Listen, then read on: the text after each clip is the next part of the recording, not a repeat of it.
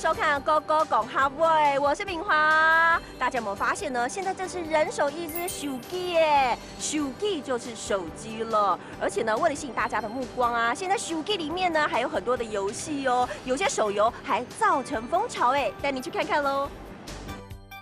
这画面真的是前所未见，不论是百货公司还是公园，都有人在玩手游，低着头滑啊滑，搞手机，爱注意，因为大太阳底下，手机界面会反射紫外线，又有太阳照射，真的可能会伤害某柱。金莫看太久为某柱梦，记得要让某柱休息一下，才能够保护某柱。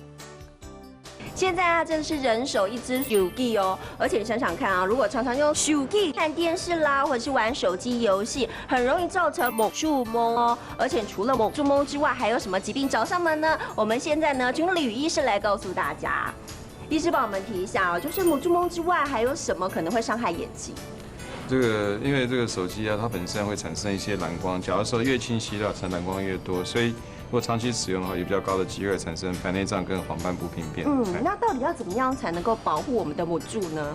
一般来讲说，我们就建议你要在使用这些3C 产品每次大概不要超过30分钟，使用30分钟后就该休息10分钟会比较好。谢谢医师。 很多人手机不离身，聊天、查手机、玩游戏，但搞手机不要边走边玩，而且盯着荧幕看太久，还可能会让某注蒙，也可能会加深近视，造成其他的眼睛疾病找上门。手机滑啊滑，真的要注意哦，要好好的保护你的眼睛，这样才不会让你的眼睛呢蒙蒙的某注蒙。 Hello， 各位朋友们，今天学了几个单字，你们又把它记在心里面有几个呢？没关系，敏珠带大家重新再来学一次哦。我们来看到第一个单字就是手机，手机，手机。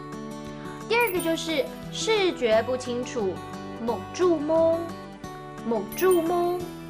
第三个，这句话是很重要的提醒哦。来看到这句话就是荧幕看太久，眼睛会蒙蒙的。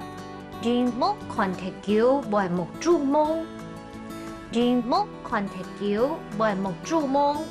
記得哦，不管是手機還是電腦，什麼熒幕看太久都對眼睛不好，不要看那麼久哦。好，我們下次見了，拜拜。